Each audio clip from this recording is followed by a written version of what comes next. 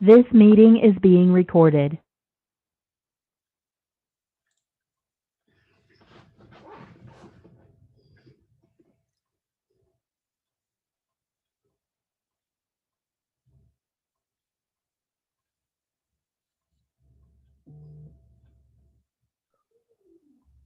Judge, we can't hear you.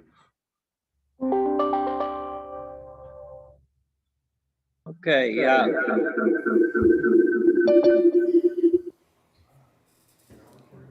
want me to turn mine off? Yeah.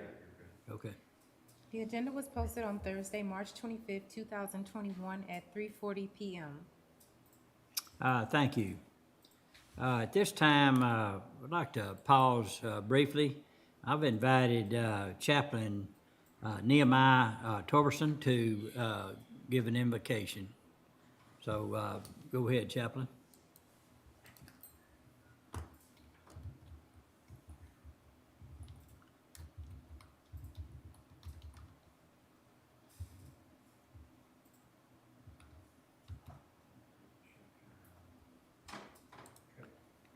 Okay.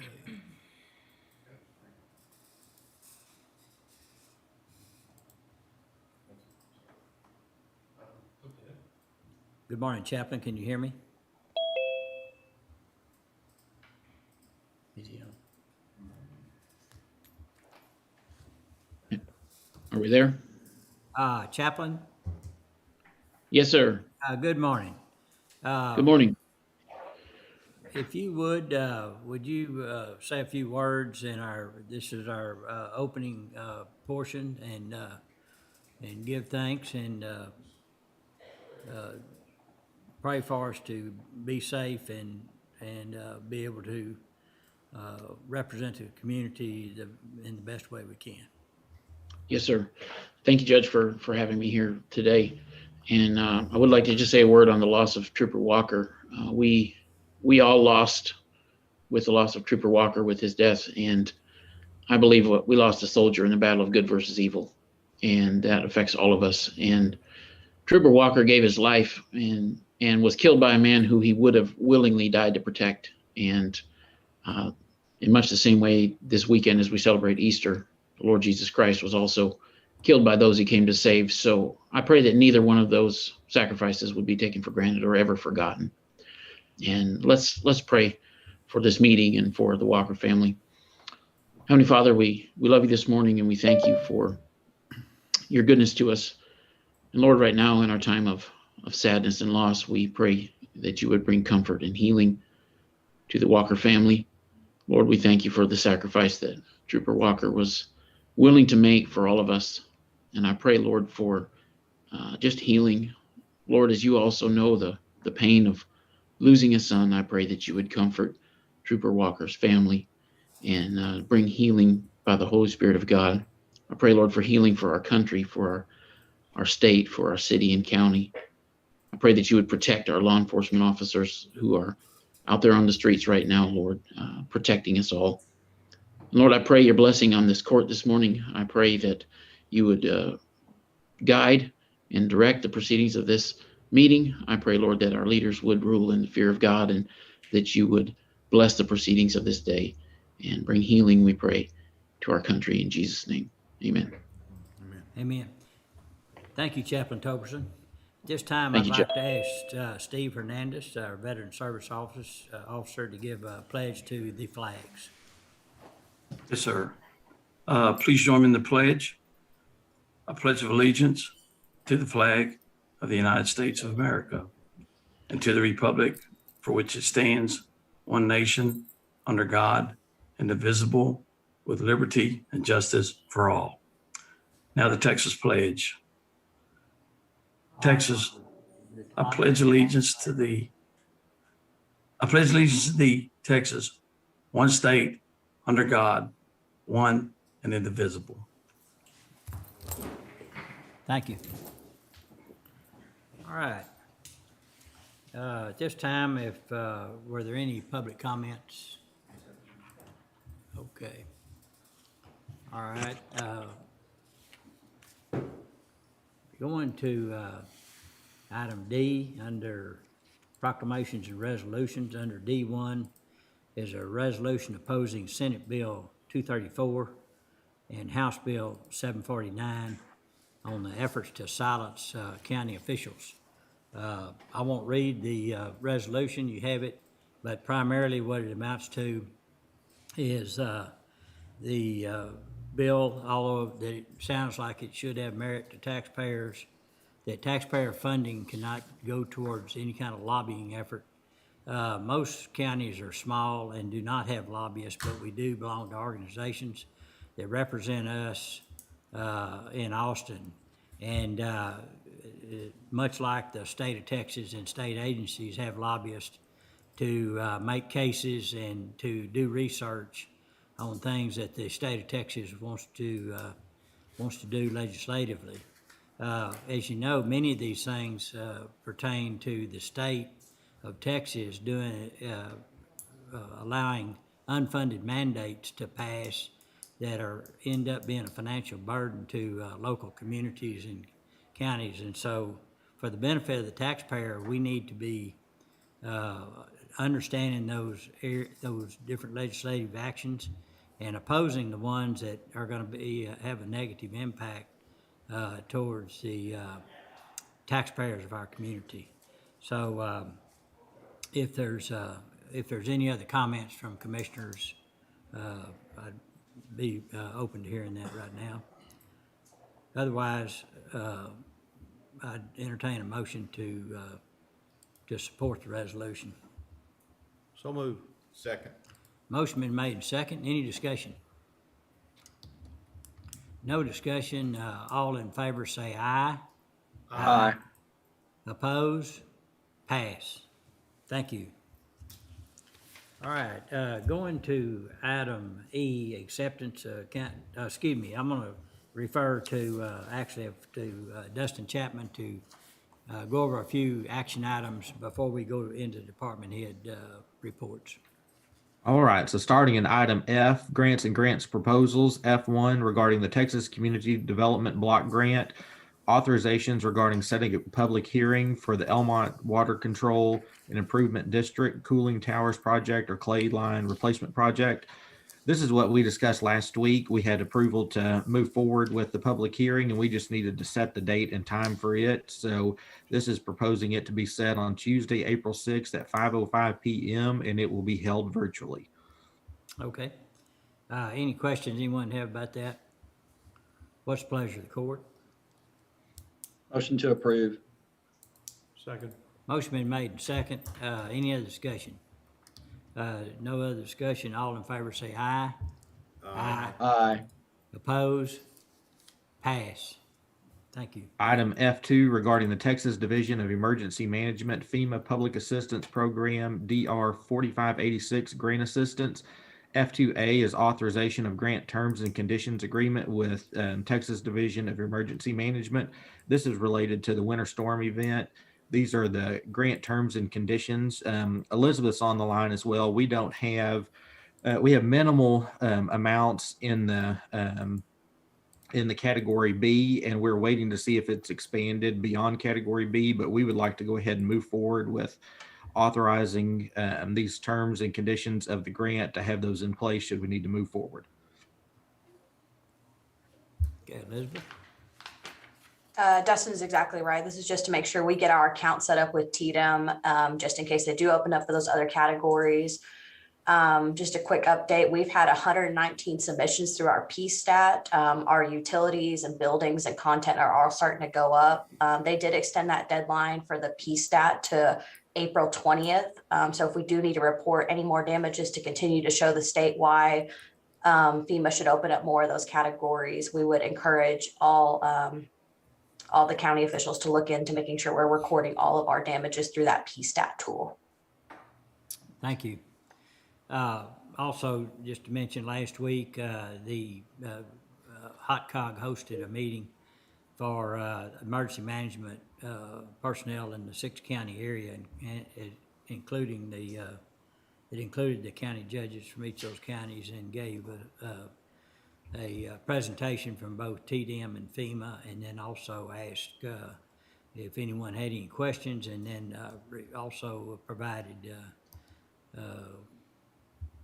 information, contact information for each emergency management group or county judge to be able to contact and ask questions. If there's any questions, entertain those at this time. If not, what's the pleasure of the court? Move to approve. Second. Motion made and second. Any other discussion? No other discussion. All in favor say aye. Aye. Oppose? Pass. All right, under item G, additional items for discussion. G1 regarding the Americans with Disabilities Act, ratification of changes regarding designation of ADA coordinator, McLennan County ADA policy, McLennan County ADA grievance procedure, and related matters. We needed to update these policies with the additions, with the hiring of Anna Picasso as the Human Resources Director and Jared Goldsmith as the Elections Administrator. So these just plug Anna in as the ADA coordinator, and then it puts Jared in Kathy's place for accessibility of voter registration. Okay, and no other amendments besides those? That's correct, yes, sir. Okay. All right. What's the pleasure of the court? Motion to approve. Second. Motion made and second. Any other discussion? No other discussion. All in favor say aye. Aye. Oppose? Pass. G2, authorization of United Healthcare Group Life Accidental Death and Dismemberment Certificate of Coverage, policy number 306786. Anna? Good morning. So this is just the second part of the proposal that we just presented for approval for our basic life coverage. And it's a certificate that outlines the coverage that we'll be able to purchase through United Healthcare. It's our basic life coverage that the county will be purchasing on behalf of the employee. And then it also outlines the coverages for our supplemental life policies and dependent life policies. So that's our spouse and child coverages that our employees can opt into, and it outlines the maximum amounts of coverage that folks can sign up for. And it's just the formal certificate that'll go along with the proposal with the rates. How do I can you answer any compare- questions. Yeah, yes, ma'am. How do you compare this coverage and cost relative to what we've had in the past? So the amount of coverage is going to be the same that we had available through our previous provider, Dearborn, and the rates are also comparable to what we had previously, and the maximum amounts covered are also the same. I think probably one of the biggest difference is they just have these separate policies in the certificate outlined for basic life and accidental death and dismemberment. They're two separate policies. And in addition to that, there will be a difference in how the rate is calculated for spousal coverage. What we had through Dearborn spouse coverage, and that rate was determined by the age of the employee. And now actually that will be based on the age of the spouse in question. So those are probably the two major differences in the coverage certificates. Okay. All right. Anyone have any questions? If not, is there a motion to approve? So moved. Second. We have a motion and a second. Any other discussion? No other discussion. All in favor say aye. Aye. Aye. Oppose? Pass. Under G3, authorization of engagement letter with Patillo, Brown and Hill LLP regarding the audit of financial statements and compliance over major federal and state award programs for the period year ended September 30th, 2020. Francis? Thank you. So yes, this is just authorizing the engagement letter with our outside auditors, Patillo, Brown and Hill, and it covers the audits of our financial statements as well as our single audit, which is the audit over our state and federal awards or grants. Like Dustin said, the max amount is $37,300, which is same amount we have had in previous years. Okay. I will, I signed an affidavit that I've got a relative that works at Patillo, Brown and Hill. And so I've signed an affidavit and I will step out as the court takes action. So Commissioner Perry, as Judge Pro Tem, if you will handle the proceeding. Sure.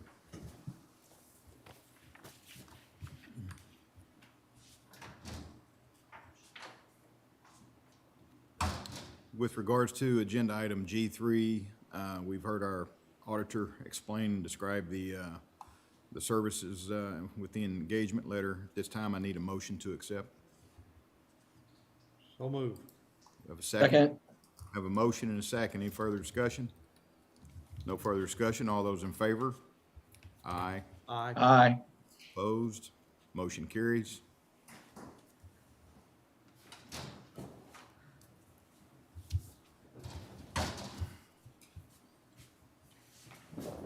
All right, under item G4, discussion and or action regarding proposed pending state, federal legislation, legislative issues, including adopted resolutions as appropriate. We've added this to the agenda as we've done in the past. It will remain a standing item throughout the legislative session. So if anybody would like to discuss anything or request updates on a certain bill, our office has been reviewing NACO and TAC, as I know many of your offices are doing the same. So if you see anything that needs special attention, please let us know. And Francis and I were on a couple of webinars last week about the American Rescue Plan Act, and we're still just waiting on that guidance from the Treasury. The one webinar last week had mentioned they anticipate the guidance will come along with the money, and so it may be kind of a scramble getting it at the same time, but we'll continue to monitor that and update the court as we learn new information. Thank you. Anyone have any questions? As mentioned, it seems that NACO and National Association of Counties is very active working with the Treasury Department to come up with those guidelines. So I would recommend I refer you to their frequently asked questions and other areas in there. Of course, our other associations are staying close to this as well. As mentioned, there will be $49,750,000 coming into McLennan County that have to be distributed as part of the American Rescue Act. And half of it will come in supposedly within 60 days after the enactment, which would be about 45 days from now or so. And then the other half will come within 12 months after the first payment. So we'll be busy trying to figure that out. Okay, what's the pleasure of the court? And Judge, we really won't need any action on this right now. We can just keep it as a standing item, and Right. if we need a resolution or anything at some point, we can act. Thank you. All right, under item G5, authorization of publication for notice of public hearing to consider the FY 2021 provider participation program payments. And Judge, what this does, it's authorization of a publication for the notice of public hearing for the FY 21 provider participation programs. This is related to the LPPF, and this notice must be posted in the paper for 5 days before the hearing, and the public hearing date is set for April the 6th. Okay. All right. Any questions? Make a motion to approve G5. Second. Motion made and second. Any other discussion? No other discussion. All in favor say aye. Aye. Oppose? Pass. Under item H, McLennan County Radio Tower Project, H1 regarding the system purchase agreement with Motorola Solutions. H1A, authorization of certificate of milestone acceptance. This is a certificate of milestone acceptance for the Aviat microwave project. It shows the completion of final acceptance. The two site microwave links have been fully tested by Aviat and by Motorola, and everything looks good so far. Okay. So we just need a motion to approve this certificate of milestone acceptance. All right. Any questions? Are the sites live now? Is the system on? I believe, and Ken can help me with this, I believe they're going to come up sometime in April. I believe that's true, Dustin. Okay. Any other questions? If not, what's the pleasure of the court? Motion to approve. Second. Motion made and second. Any other discussion? No other discussion. All in favor say aye. Aye. Aye. Oppose? pass. H1B, authorization of change order number 4. This change order adjusts the completion date of the project from February 28, 2021 to February 15th of 2022.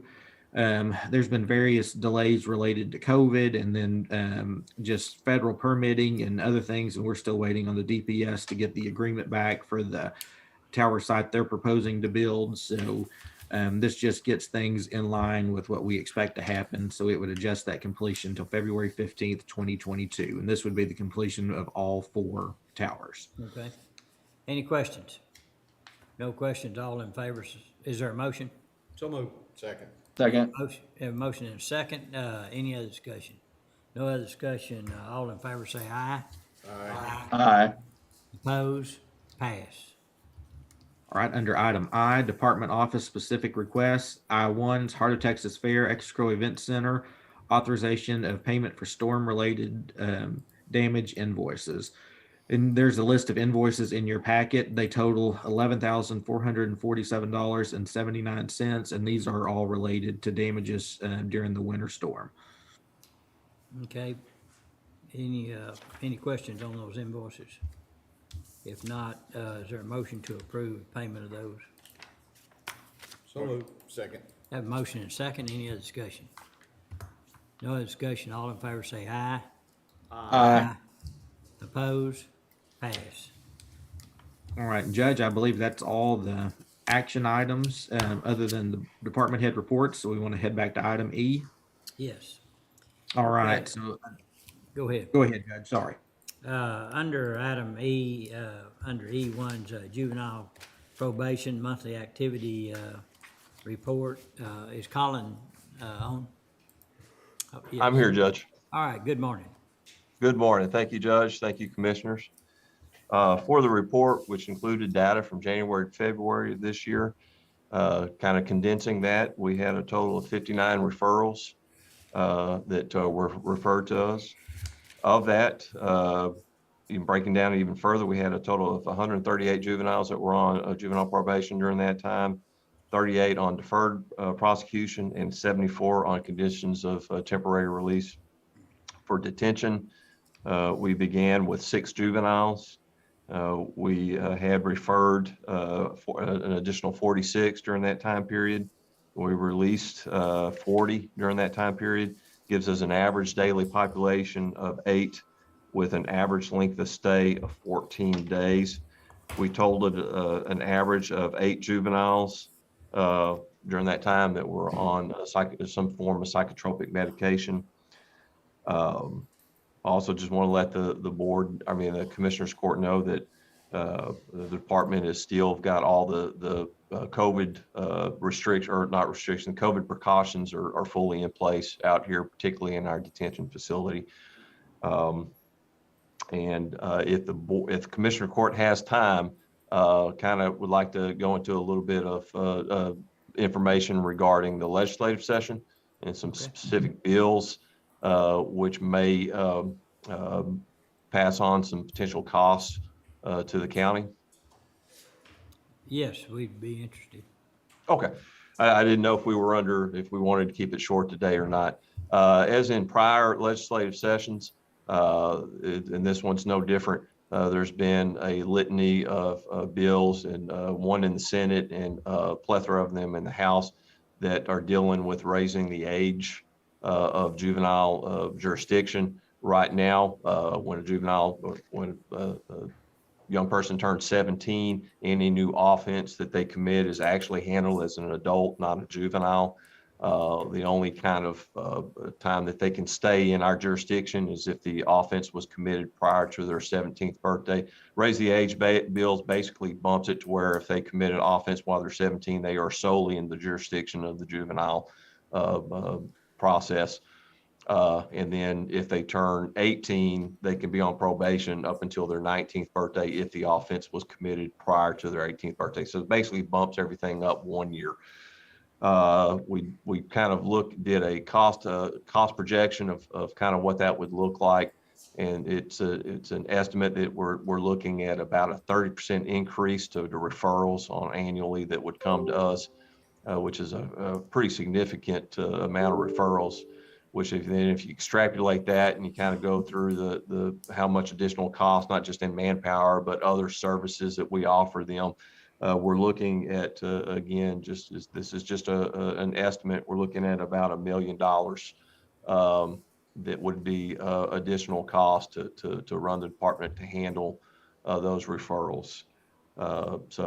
Again, this is something that we kind of break down every legislative session, and I kind of like to just keep the Commissioners Court kind of informed of those bills that possibly has some sort of local expense or cost attached to it. Okay. You have that bill number? Yes, ma'am. There's several. It's House Bill 486. All of these will be House bills. 486, 487, 967, 4371, and 1273. And then the Senate bill is 1552. Okay, thank you. Thank you. Yeah, is there any other legislative things of interest that affects your department? No, sir, not really. Okay. Not really. I mean, the raise the age bill has come up the last 3 or 4 sessions. Right. And it's something that, again, we're not philosophically opposed to it. I mean, there's good science behind it, but I don't think that the funding's adequately being addressed up front on how it would affect local county government. Right. Which is a good point, that sometimes the state legislature moves in ways that adversely affect us financially. And so for us, we need to have a voice in that, and that's why Yes, we sir. had the resolution earlier. Okay, anything else with the COVID time that we've been in? Have you seen any trends that could have been caused by the fact that we were in a pandemic, or anything that you see that hopefully will go away once the pandemic is settled down? No, sir. I mean, I think that just kind of reaching out to a lot of my counterpoints or counterparts across the state, it's hit each jurisdiction differently, manifested different ways, different variables, of which, we would anticipate is not being relevant once we get post-pandemic. I mean, we're still seeing referrals. We're still having kids come in that we're sending to placement for felonies, for family violences. We're still seeing runaways. We're just not seeing the referrals here have gone down during the pandemic. Again, that's I believe is specific just to the pandemic period, and then once we get on the outside, I'm anticipating that those referrals will get back to more of a norm of what it's been previous years. It's something that we paid attention to. It's something that we continue to look at. But again, coming up with any sort of statistical analysis that is going to be consistent with the pandemic has been pretty difficult, not just here in McLennan County, but across the state juvenile-wise. Okay. Question, Judge. With your counterparts across the state, have you collectively voiced your opposition to these Senate bills or expressed an opinion to on the Senate bill and the House bills that have some adverse effect on counties?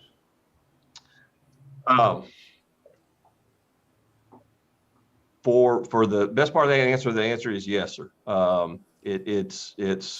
It breaks down. We have several professional organizations, JJAT, the TDG, the Texas Juvenile Detention Officers Association, Texas Probation Association, that they kind of get together and we formulate, try to get as much of a coherent response that's kind of uniform on these bills that are going to affect us statewide. So yes, long story short, yes, sir, we have. Thank you. Okay. Judge, can I ask a question? Sure. I want to thank Colin for his report, and I do intend to pull up those bills and read them. But just quickly, I wanted to ask you a couple of questions. Are there any exceptions in that legislation as far as perhaps the severity of the crime that the juvenile commits, or is this a blanket raise the age? Some of those bills just raise the upper age. Some of those bills raise the upper age and they raise the lower age as well. Currently, a juvenile becomes, if they commit an offense at 10 years old, they are in the juvenile jurisdiction. A couple of those bills, and again, I forget them offhand which ones, they raise that from 10 to I believe 13 while still raising the higher end as well. So, and I think on some of those that kind of raise the lower end, there may be some caveats on a specific offense on a 10, 11, 12-year-old that those more serious ones do fall in the juvenile jurisdiction. But again, the numbers kind of track as far as passing on expenses to the county, not at the lower end so much as the higher end, if that makes sense. It does. So in regards to the type of offense that a young person would commit, that is not taken into consideration? Again, I'm sorry. Again, it may on some of those, the House bills that refer to the, that raise the lower end of it, but it's just that specific. It would just be for those 10, 11, 12-year-olds. It wouldn't cross over into the older kids. Anything above a Class B or any status offenses for anyone in that juvenile jurisdiction age range there would be no difference as far as what falls with juvenile jurisdiction and what doesn't. Okay. And then my last question, I guess it would be because counties pay the adult incarceration on the county side, and we also pay an aid on the juvenile system. Have we looked at, is it cheaper, I guess, to incarcerate a juvenile as opposed to incarcerating an adult? Yes, ma'am. It's cheaper to incarcerate a young person, a juvenile person in the juvenile system. It's cheaper to have someone in the juvenile system as opposed to the adult system? Yes, ma'am. Okay. Like I said, I'll read it, and I want to thank you for that information. Yes, ma'am. Okay, thank you. Any other questions or comments? Okay, thank you, Mr. Coker. Yes, sir. Thank you. All right. All right, next I want to go to E2. It's an engineering monthly activity report for December of 2020 through March of 2021. Judge, did you want to take an action to accept that report? Good morning, Judge and everyone. Zane, hold on just a minute. Let me take action on last report by Colin Coker from Juvenile. Is there a motion to accept that report for recording purposes? So moved. Second. Have a motion and a second. Any other discussion? No other discussion. All in favor say aye. Aye. Opposed? Pass. Okay, Zane, sorry for that. Not a problem. Good morning, everyone. You have my report in front of you. Be happy to take any questions you may have. Before that, though, I'd like to point out that the Surrey Ridge Road project did win the 2020 Texas Quality Asphalt Pavement Award as presented by the Texas Asphalt Pavement Association. So the county should be proud of that. It's our first asphalt road, to my understanding, and the fact that we won an award for it says a lot, and I look forward to doing more roads as the county commissioners court sees fit. Okay, anything we can help you with? Not at the moment. We are undertaking a number of bridges and low water crossings improvements, but other than that, everything is status quo. Okay. All right, any questions, comments? If not, yes, go ahead. I have one. Zane, you and I talked about that 7 Mile bridge in my precinct. What do we have to do? I've noticed over a couple of reports, it's not making that bridge section of your report, is that because it's still a pending project? And we haven't really assessed it? We were waiting to hear back from TxDOT just to confirm how they would look at that bridge, and they look at that bridge like it would be a historical bridge, only if we were to let them handle it.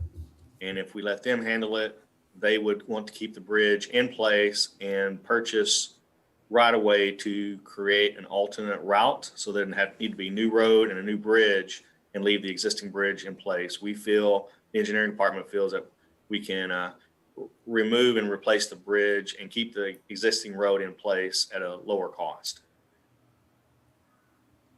Okay, and I thought that's what we had discussed,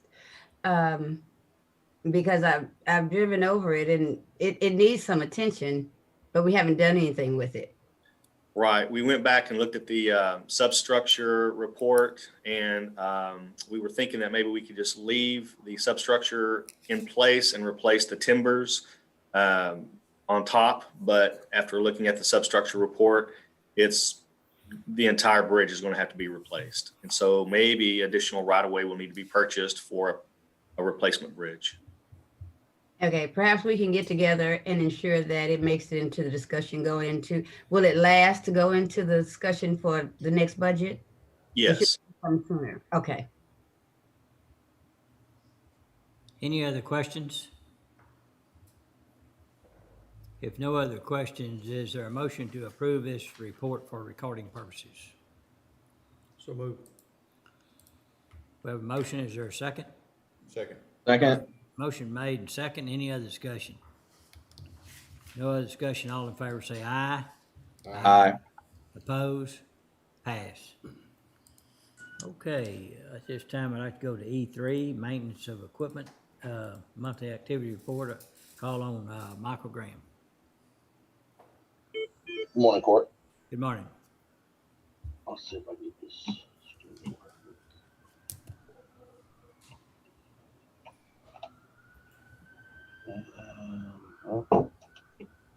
Trying to get this share screen.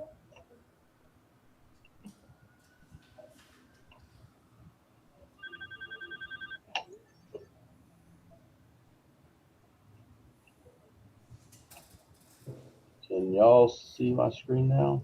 You can, yes, sir. Need to enlarge it. There you go. All right. So, give an overview of what we've been doing. This is the last 2 months, January to February. The way our database works, we can't extract data from Can March. you speak up a little, Yes. Michael? Thank you. Better? Yes, Can you hear me now? a little better. Okay. I'll try to really speak up, make sure you can hear me. This is our report for January to February. We can't get data out of our system until the end of March, so I don't have that data for you just yet. In the last 2 months, we spent about 41 hours doing jail repairs, about 14 of those work tickets. We've upfitted some vehicles. One of those was for Precinct 1 Constable, another one for the Sheriff's Office, about 88 hours on those. And then about 51 hours just doing normal equipment repairs, installs, and removals. The radio tower project is moving along nicely. Precinct 1 and 2 towers should be online, like you said earlier, in mid-April. The only thing we're waiting on that is the Motorola to add that to the final core site at the PD tower, and those will be up and running. And then Precinct 4, the study is still continuing for the pre-site construction, and pre-site beginning activities and planning are happening at Precinct 3. That will be the DPS tower. You'll turn him up. The sign shop has been staying pretty steady. Doing our normal sign orders. February was kind of slow, but we're seeing that pick back up again in March already. Then in January, we serviced vehicles for 5 different county departments. We had a high outside labor cost in January for a vehicle that struck a deer.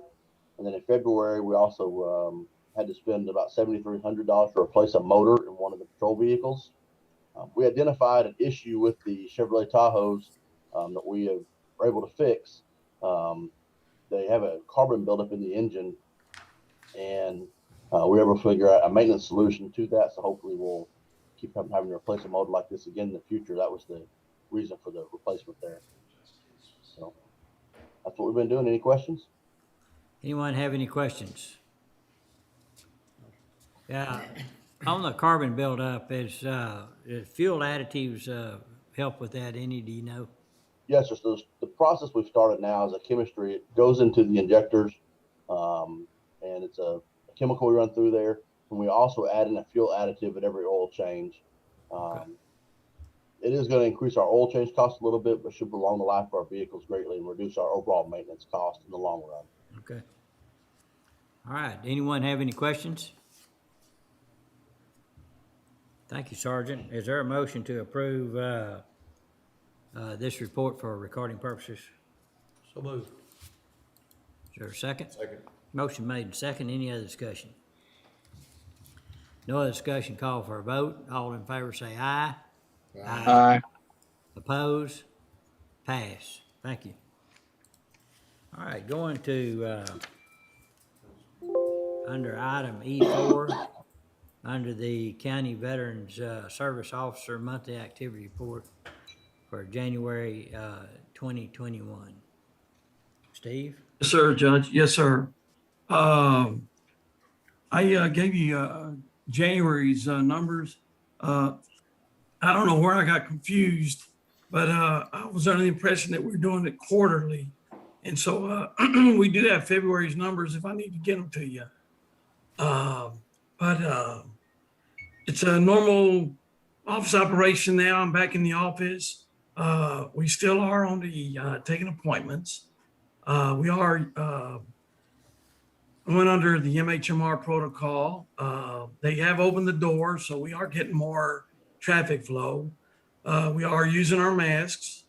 And there's only one incident where we had a veteran come in and I decided he didn't want to wear one. So we kind of had to move him over to a conference room. And but it was a little bit heated. But other than that, everybody's complying with the fact that our office is still requiring that you wear a mask in an office setting. Being back in the office, I do go to the jail. I do plan on going to the jail once a week to get back into the justice involvement with veterans who are looking for apportionments due to either being incarcerated and having overpayments because they haven't been able to contact the VA, or assisting their family and making sure that they do keep the money that the VA allocates to the veteran. Even though he's incarcerated, the family has the ability to petition, but without the family knowing that, the VA will look at it as an overpayment and will take the whole benefit away, leaving the family without as well. So that's kind of a challenge there that we need to get back on. But as far as normal operations, we're still doing appointments only, and it's on the report there. Okay. Any questions anyone have? I had a couple of questions. Good morning, Steve. Good morning, ma'am. In looking at your your breakdown by category of your activity, are you getting any inquiries in regards to like the COVID-19 vaccine? Is anyone coming in? Oh, yes, ma'am. Yes, ma'am. We our challenge is that we have veterans who are in the VA system already, and since the VA had some confusion between Temple and Waco and some dates that were scheduled and then they didn't take place. We've had that to kind of deal with in making sure that the VA coordinates with us on that scheduling. But then also we have some veterans who have not signed up with VA services and were inquiring about any county or any other hospital or agencies that had the ability to give out the shot. And so we've kind of given them some information as we get it in, or as it comes into us. And so, but yes, ma'am, we have been getting some inquiries, and we continue to get those inquiries. Okay, perhaps maybe on your next report, you could reflect that. Do you know when the Doris Miller Memorial Center is going to expand the age? I think right now they are reaching out to veterans 75 and older. Is that correct, or is that old news? No, that is old news. They were doing it on a Saturday, and it's for all ages. Okay. And there are some schedule. If they do happen to call your office, just have them call us. We do have it's usually dated or updated weekly, but we do have a schedule of times. Most of it happens to be in Temple, but there are some Waco times as well. So that's one of the things that some of the older veterans and some of the veterans that would rather be in Waco at the Doris Miller Hospital want to go to. So that's where we're trying to coordinate that to make sure that when we give them a date, that the Waco hospital has the COVID shot availability that they actually do, because we did have some confusion on that on one weekend. Okay. But I can do that on that report. Yes, ma'am. Okay. Okay, any other questions for Steve?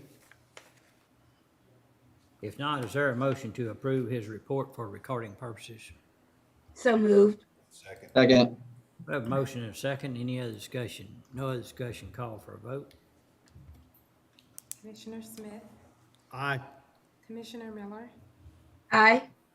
Judge Felton, Aye. Commissioner Jones, Aye. Commissioner Perry. Aye. Pass. Okay, under E5's purchasing monthly activity report from January through March 2021. Ken, good morning. Good morning. I have just a few things to point out. Right now, I do have some pretty big bids and RFPs and RFQs out. I shall be presenting to the court a recommendation next week on our bid 21-003, McLennan County ADA renovations to MHMR. We had an RFA for the county depository, and Bill Helton is working on that and evaluating, and I said I'd help him in any way possible, but again, it's kind of his deal, so I have that in his capable hands. We have out an RFP 21-007 on mold remediation in the Bill Logue Juvenile Center. And I'll bring this up now. We will probably be coming to the court for discussion on recovering the roof at Juvenile. Not ready to discuss that today, but I just wanted to bring it up in the conversation of things that we'll be looking at in the near future. Was it covered under the evaluation that we did a couple of years ago that determined when we thought work needed to be done on certain facilities? Yes, sir.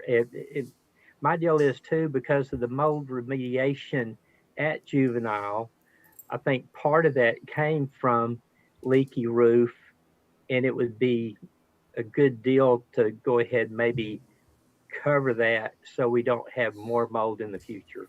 Okay, thank you. Just a few updates. Just wanted to say, sitting in on the reviews of what's going on at the building down at the fairgrounds, the new one, the base. We're very close to that being done, and it's kind of exciting coming down to the end of that project. So just thought I'd bring that up. Yes. I'm also very glad to say that towers 1 and 2 are complete. Like I said, coming online here real soon.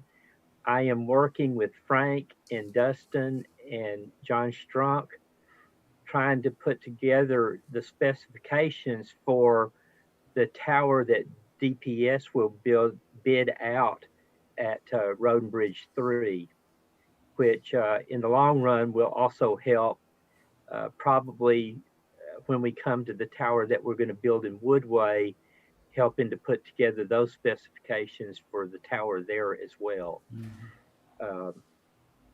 And I've got a whole lot of information that I've put together, and I'm going to be asking Frank and John and Dustin to help review and see where responsibilities lie. I've got, well, that was the main thing there. And then another big thing in my life here in purchasing is that Becky Stevens is retiring, and she actually is leaving. Her last day, even though it's a holiday, is Friday. So I'm trying to work on a plan with Anna. I've had a conversation with her, and when I get that worked out, I should be coming to the court with that. So that's pretty much what I have in my report, if you have any questions. Okay, well, congratulate Becky for us. Is there any questions for Ken? If not, is there a motion to approve for recording purposes? So moved. We have a second? Second. Second. Have a motion and a second. All in favor say aye. Aye. Aye. Oppose? Pass. All right, going to E6. In your package, you have a report from Texas A&M Agriculture Extension Service, monthly activity reports from January through February. If you have any questions about those, well, we can reach out to the Extension Office or Texas AgriLife to answer those questions for you. If not, is there a motion to approve that report for recording purposes? So moved. Second. It's been made second. Any other discussion? No discussion. All in favor say aye. Aye. Oppose? Pass.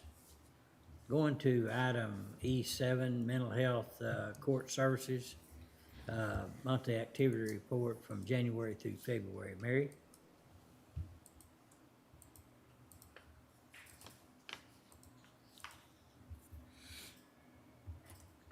Dustin, do you know if Mary was going to give that report? I see her.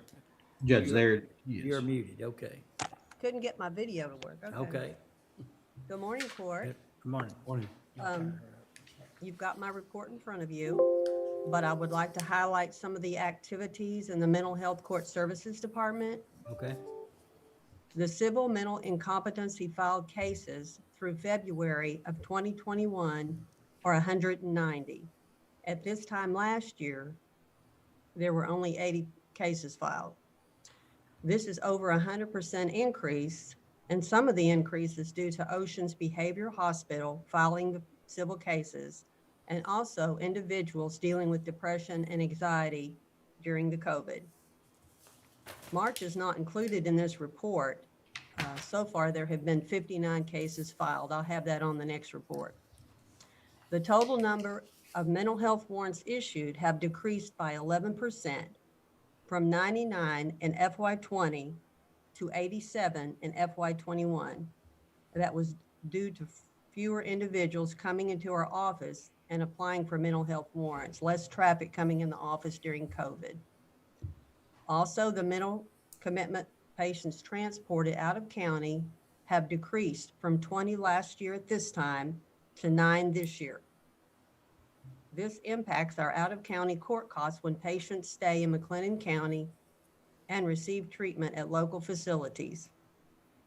And then moving down to the next section of the report, probate and guardianships filed to date for FY21 have increased 24%, from 233 in FY20 to 289 in FY21.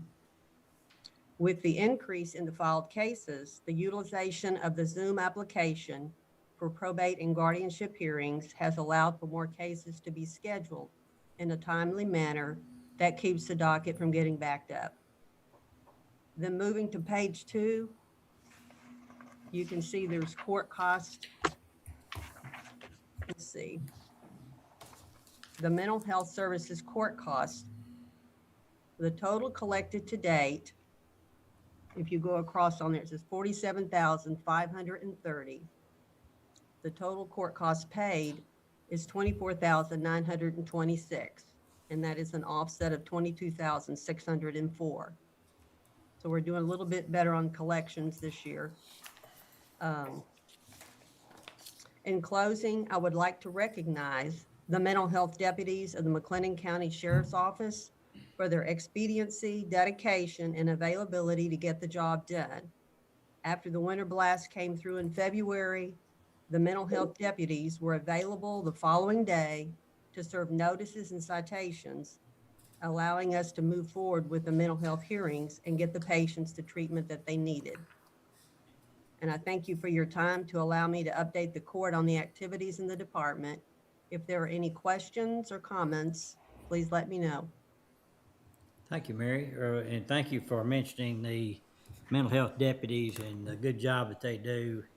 There's a lot of people behind the scenes that help us Yeah. succeed and provide And they're always services in an equitable manner, an efficient manner to the public. So, Yes. thank you. Are there any questions for Mary? It's a good report. Good report. If not, is there a motion to approve Mary's report for recording purposes? Motion to approve. Is there a second? Second. Motion made and second. Any other discussion? No other discussion. All in favor say aye. Aye. Opposed? Pass. Thank you, Mary. Thank All you. right, going to our next is under E8, maintenance of buildings. TJ. Yes, good morning, everyone. Morning. So what you'll see before you is our typical quarterly report. The only changes that you'll see from this quarter versus last quarter is I went ahead and identified those areas that were damaged or affected by the winter storm weather. So you've got that list there. If anyone has any questions on that, please let me know. I just wanted to make everyone aware of what buildings were affected during those times. Thank you. The other thing I really want to talk about is the part-time custodial position that we filled here recently has really made an impact on the adult probation building. We're slowly reaching into the juvenile facility and getting it taken care of with that same position. But what we're finding is we really don't have the allocated hours or that individual isn't here long enough to make a big impact on both facilities. So at some point in the near future, we'll probably look at either an additional part-time help or even turning that position into a full-time position. But we'll probably wait until budget session to even talk about that. Luckily, there are some cost savings involved since we were able to do away with the contract help when we hired that part-time position. So we'll talk about that in the future at some point. Did anyone have any questions on that? Any questions? I don't believe. Nope. Okay, so other than that, work orders are looking good. Everything's steady as usual. So that's about it on our end. All right. Any questions for Mr. Jackson? If not, is there a motion to approve his report for recording purposes? Motion to approve. Second. We have a motion and a second. Any other discussion? No other discussion. All in favor say aye. Aye. Aye. Opposed? Pass. All right. Going to item E9, pre-trial services, monthly activity report. Call on Judge Bain to give that report. Good morning, sir. Good morning. The main thing I wanted to talk about today was to bring you up to speed about the repairs to our office. As most of you may know that we received extensive water damage on February the 19th from the leak on the second floor. Our ceiling caved in.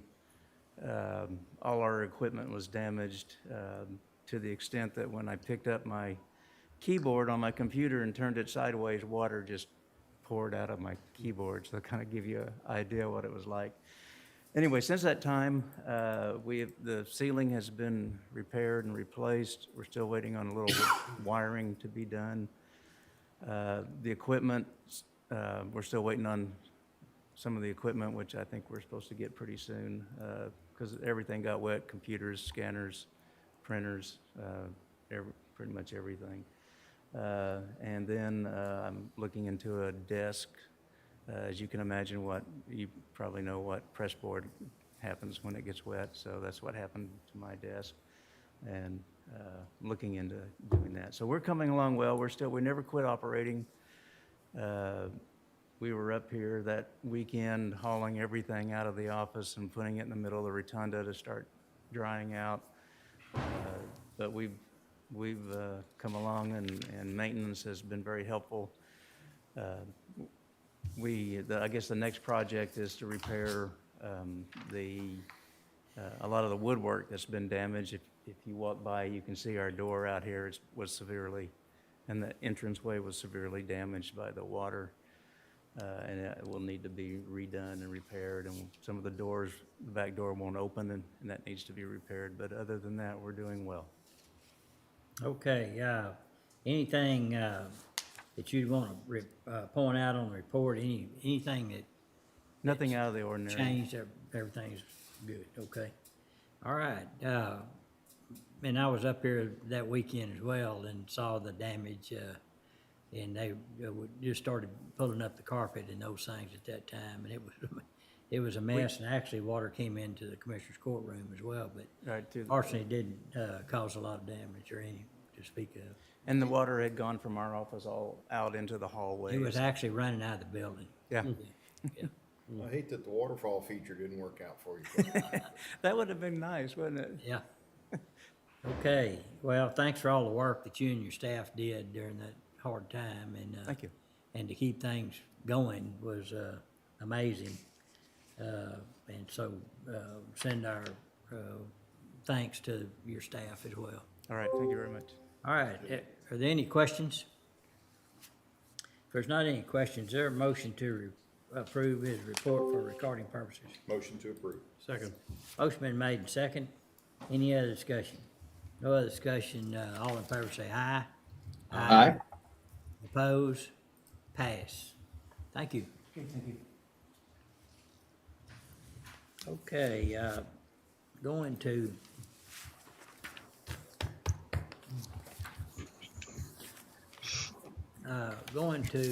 E10 Health Services Monthly Activity Report. Call on Heather Travers. Hi, good morning. Good morning.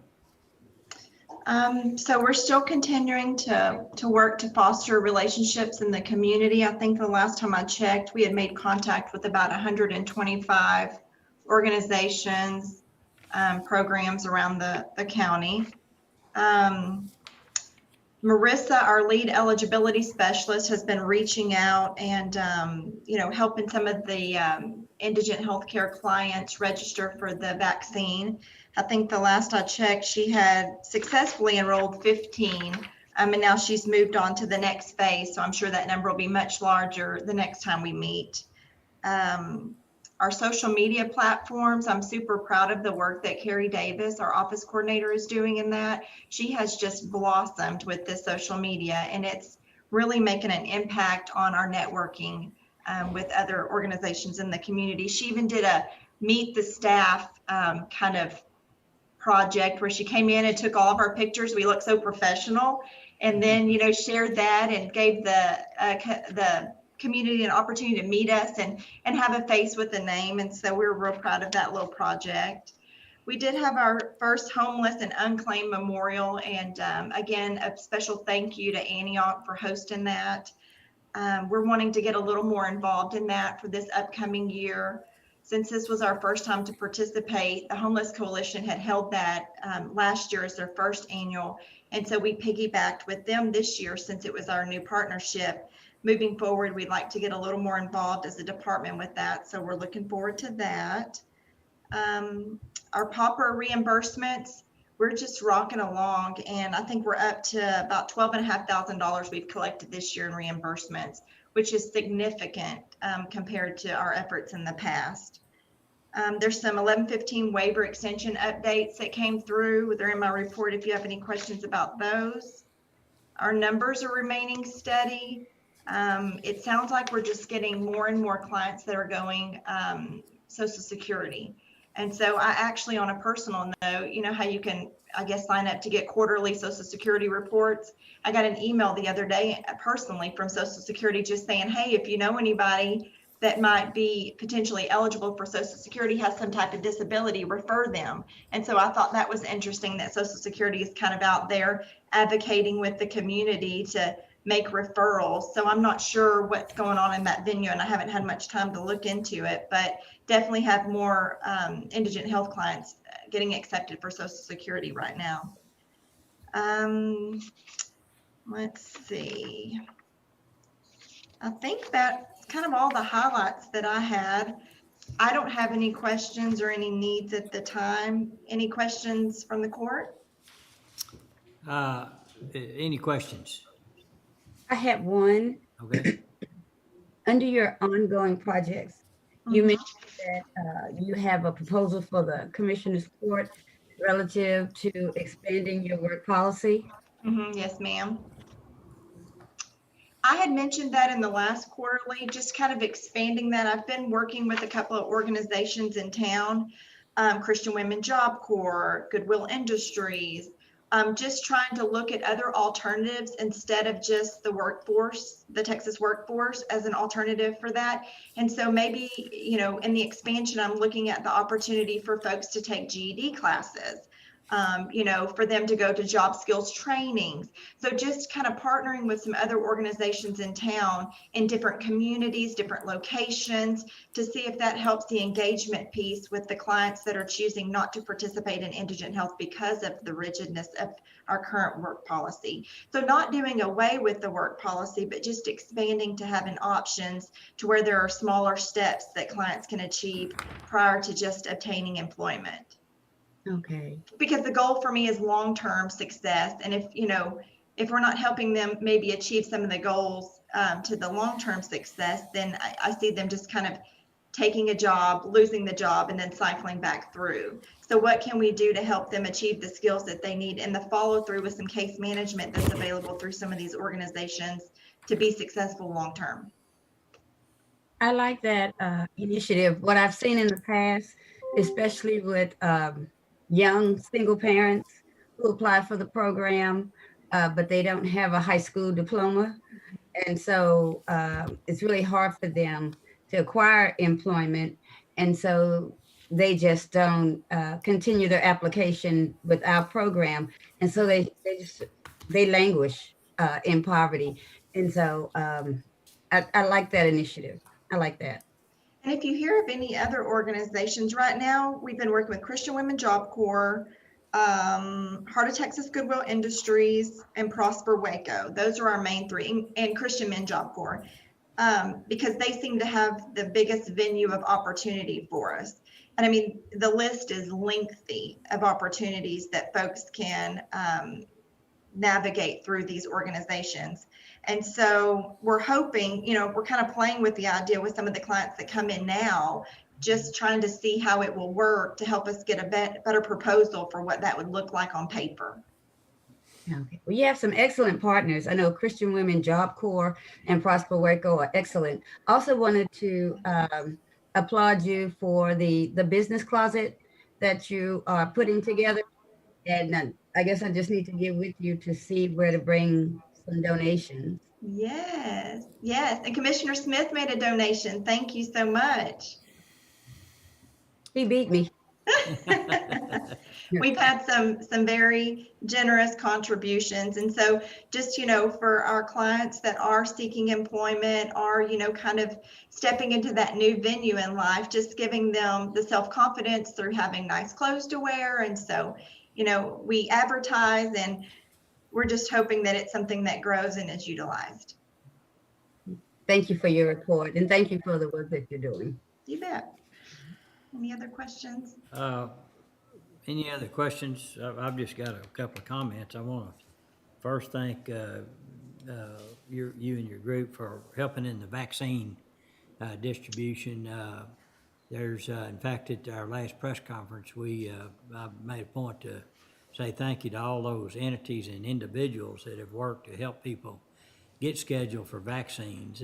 Sometimes it's cumbersome, especially if you sign up in multiple places and multiple deadlines, and it gets tedious sometimes, and having people to reach out and help do that's important. We have got to get a high percentage of our community vaccinated, and I look at it as a little bit of a race of us being able to get back to fully normal operations by within a reasonable time by increasing the amount of vaccines that we get to individuals. So thanks for the help on that. The other thing, I did see the social media blogs that was put out there. Very good, very, and like you say, it's very professional done, and I think it brings a lot of awareness to your department. And so thanking Carrie and others in your office for working on that. So thank you very much, and extend our thanks in regards to your staff. Thank you. Any other questions or comments? No, I wanted to say also a special thanks to Commissioner Jones for attending our homeless and unclaimed memorial. So we just appreciate the support. Yes, thank you. It was a nice event, very well done. And I enjoyed attending. Thank you. Thank you.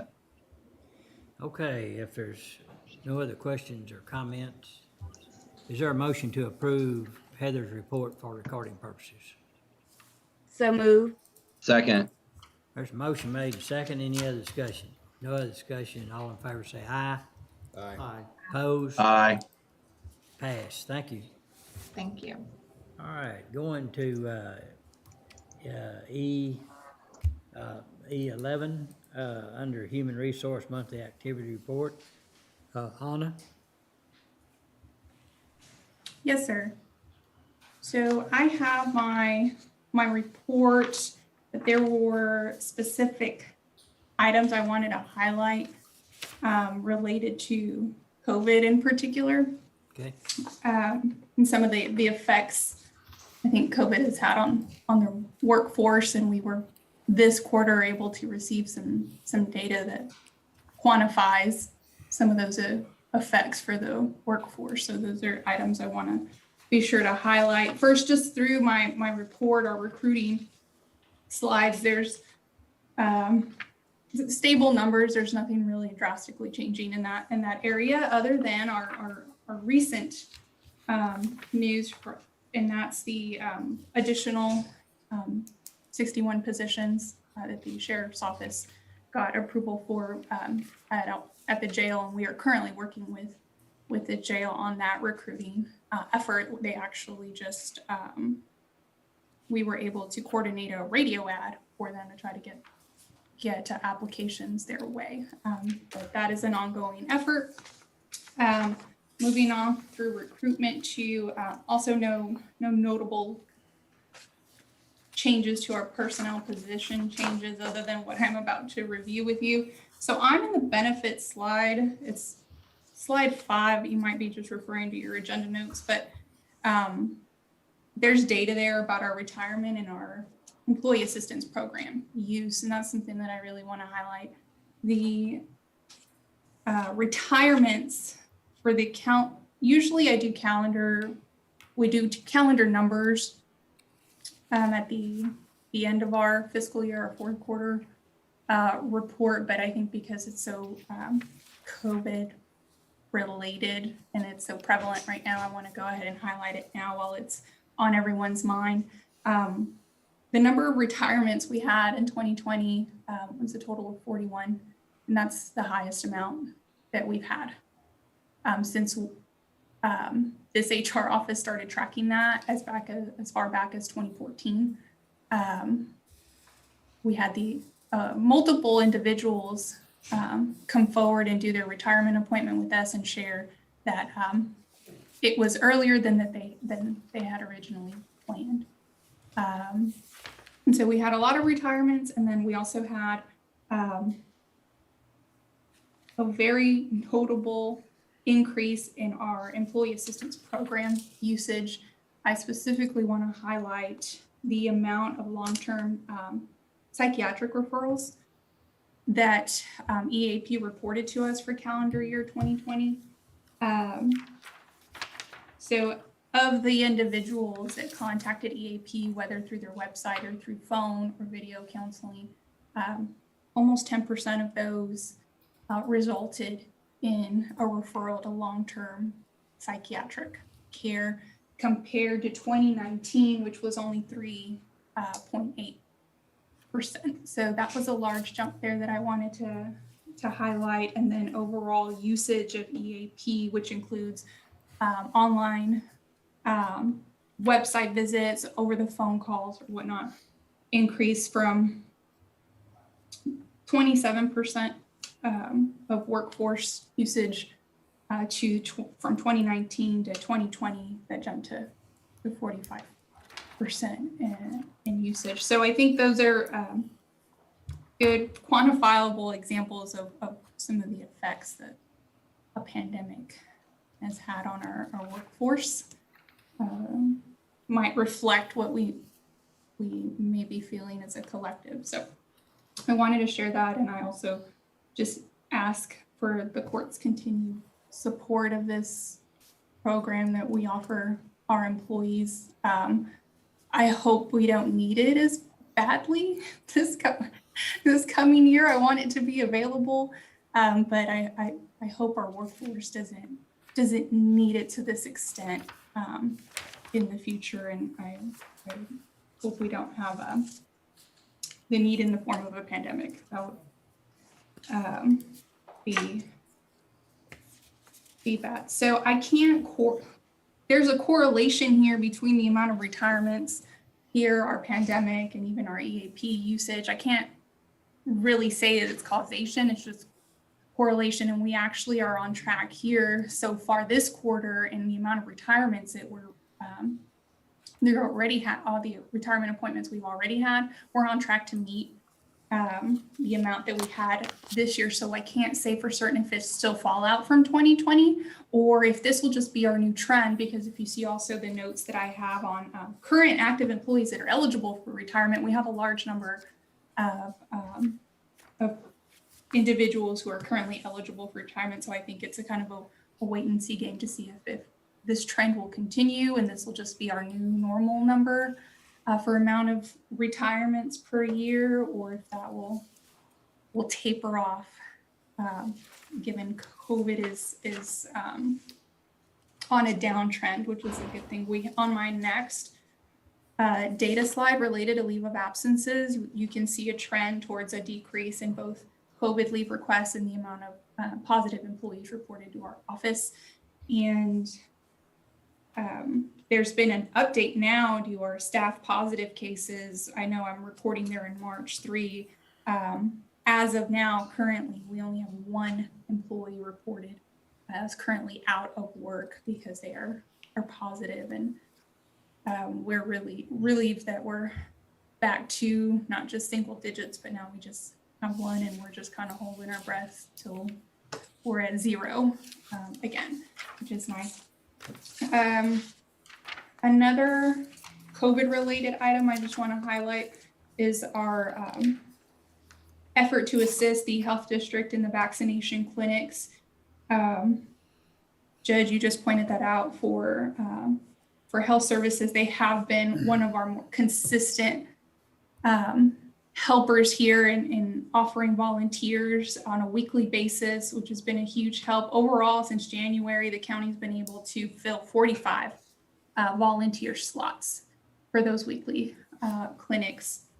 So that's total. So it's a very special thanks to purchasing, who's also consistently offered help. Purchasing, health services, our engineering department has offered assistance through volunteers, our adult probation department, juvenile services, and road and bridge precinct 1 and 4. So that is a continued effort. You probably saw this week, I sent out this week's volunteer sign up sheet. So that's a continuing. We have decreased the amount that's being asked of us because of the new system they put in place that made their efforts paperless. And so they went from requesting 5 individuals per per clinic per day from the county to now they're asking for 2 per day for each of the vaccination clinics. So I think that system was a big help for them in their efforts.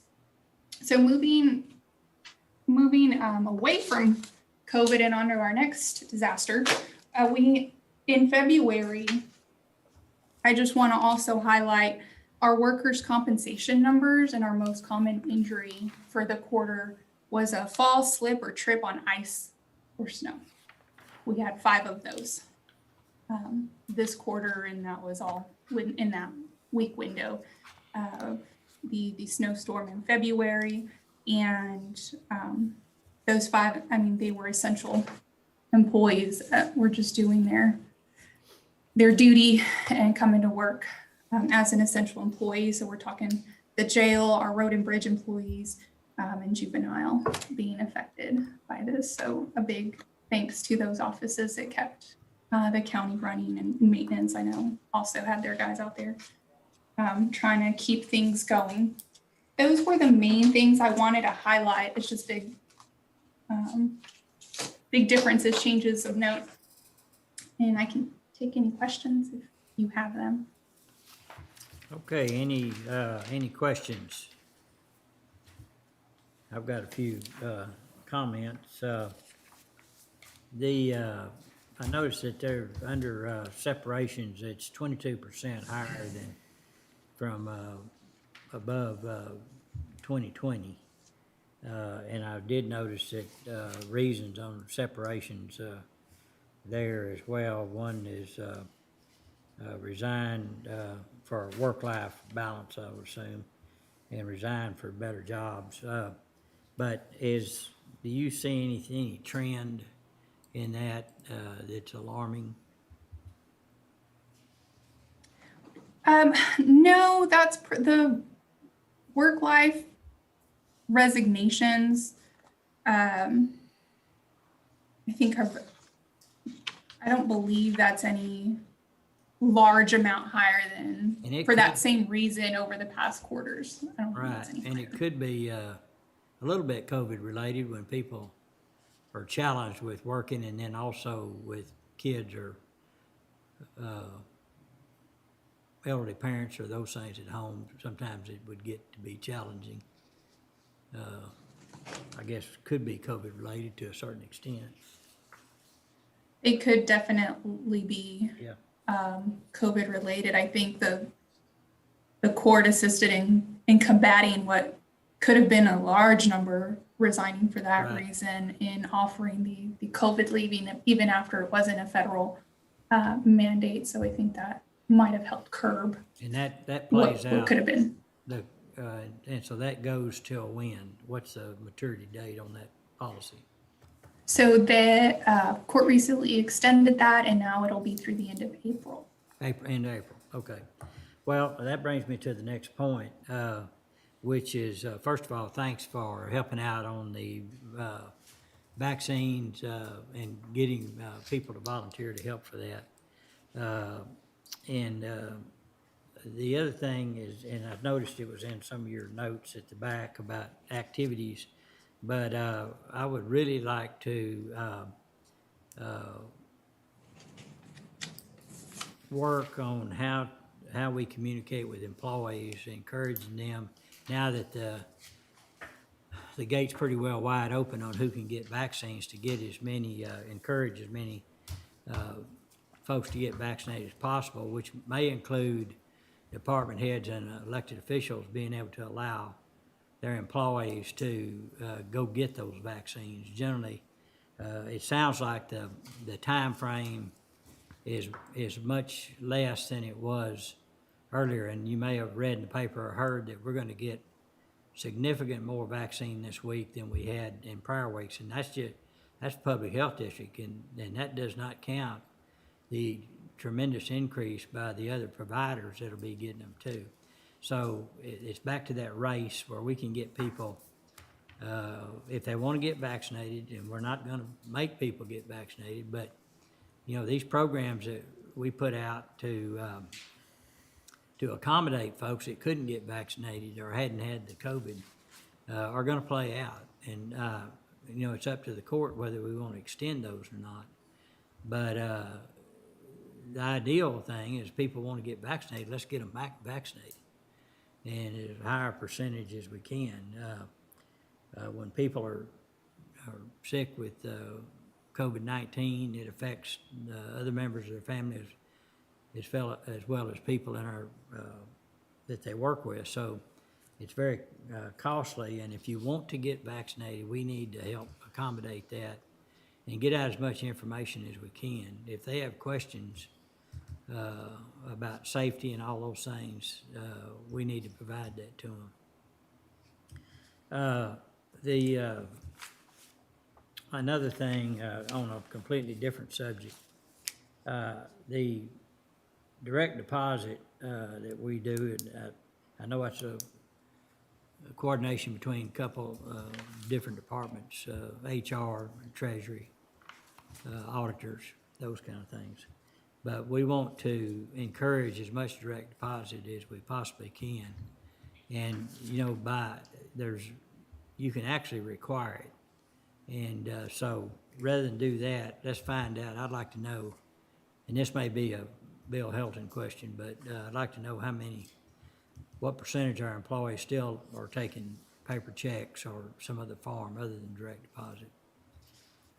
Being a former banker, I know that the safest way to transfer money from an employer to employee is direct deposit.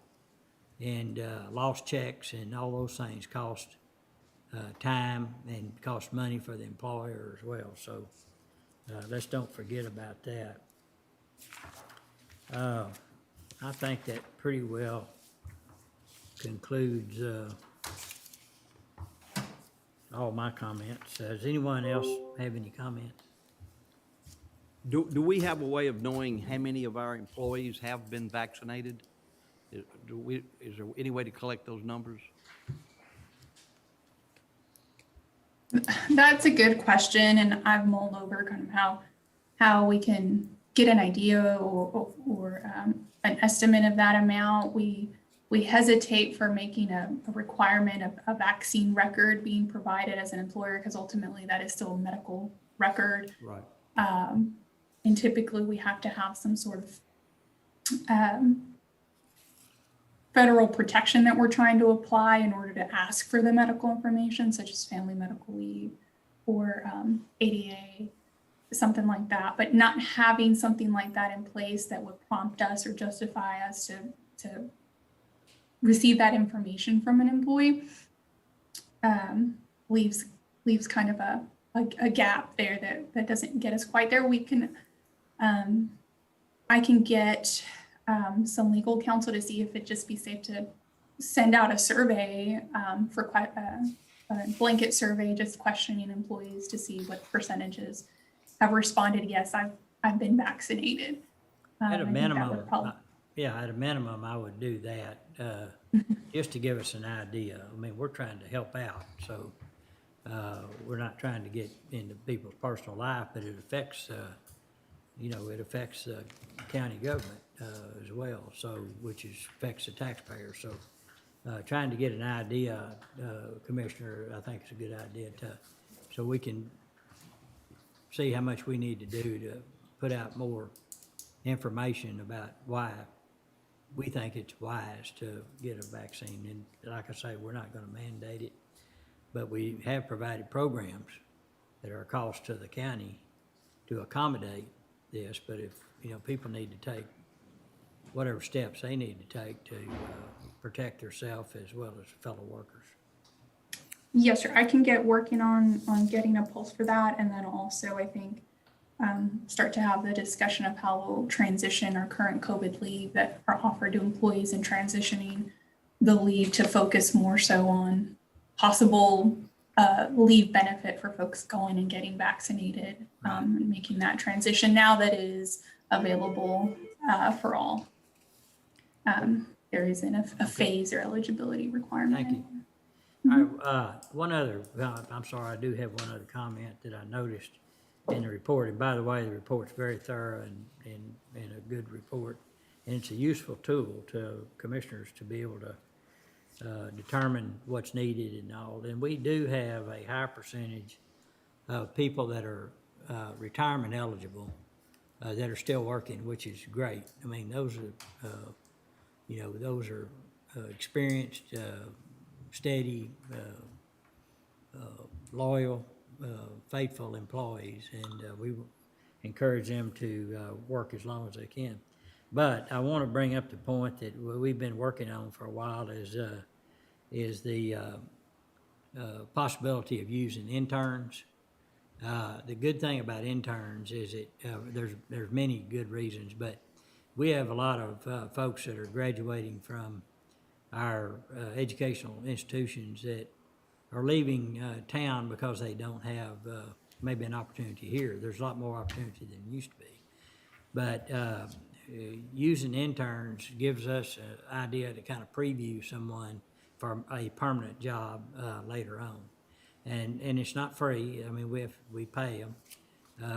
But I want to kind of push that forward because you can get an intern for every specific job that we have, from HR to social work to, people that understand maintenance of buildings and all those things. And so it gives us a good pool to draw from as people retire or, leave our employment. So I would like for us to, I know Dustin and has worked with legal and you and others in doing that, but I'd like to, Dustin, can you kind of give us a report where we are with that consideration? Judge Anna actually last week had gone through, and we have a memo to bring to the court. Anna, are you planning for next Tuesday? Yes, that is the plan. I want to get feedback from our Baylor rep that we've been communicating with to be sure that the outline that I've created is work functions for their purposes and for our purposes as well. And I think it's in its final stages there. Okay. So Judge, we should have it soon. We've polled the departments and know those that are interested. And so we think we've got a good plan moving forward. And like Anna said, we just need to kind of bounce it back off Baylor and then be able to bring it to the commissioner's court.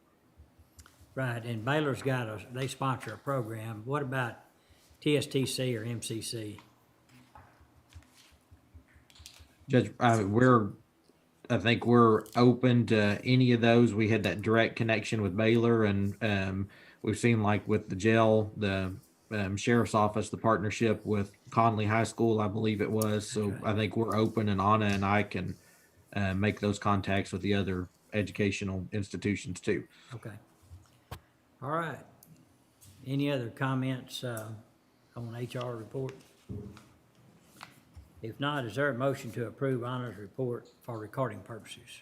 So moved. Second. Have a motion and a second. Any other discussion?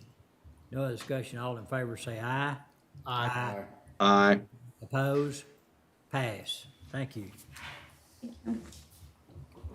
Okay, Dustin, we finished up all the other items? Yes, sir. I believe we've covered everything. Okay. All right. Does anyone else have anything to come before the court? Next Tuesday will be our regular scheduled Commissioners Court meeting, 9 a.m. If there's nothing else to come before the court, then we stand adjourned.